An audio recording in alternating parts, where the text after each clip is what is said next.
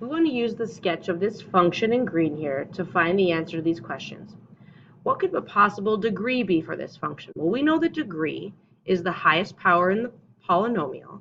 And if we look at this graph, we see it has one local min, one local max, and another local min.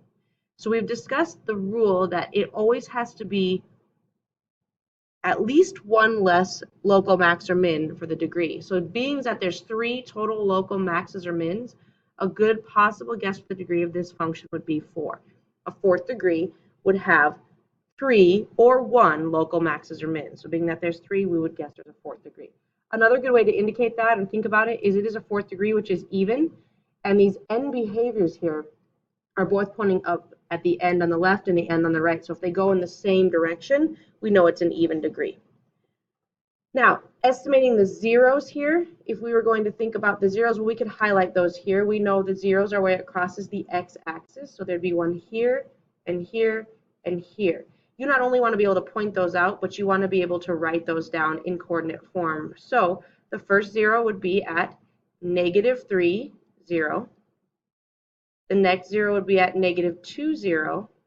And the final one on the right here is at 5, 0.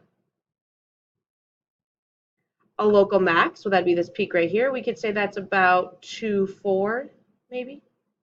We're just looking if you know what local maxes and mins are and can give us coordinates.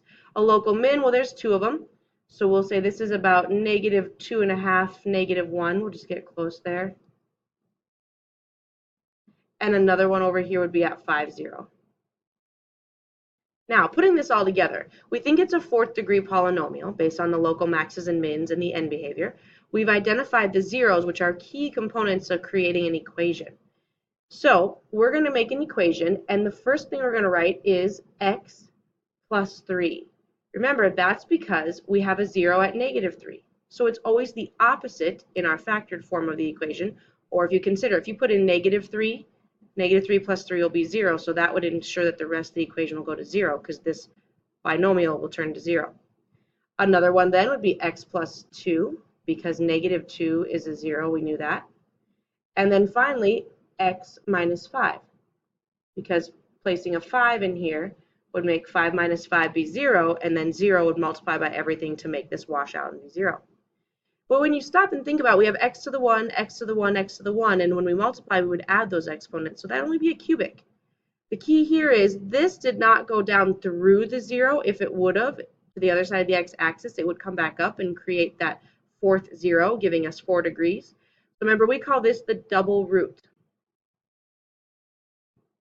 In that meaning, we are going to add another exponent here, a second power, because it doesn't go through and turn around to create that extra 0 that we would need to make a fourth power. So we create a double root, so it indicates, hey, I need a 2 power here to add to these other ones and become a total of 4. And there we have a general equation that would be good enough. It wouldn't be perfect, excuse me, or hit all the right spots, but it would get the same shape.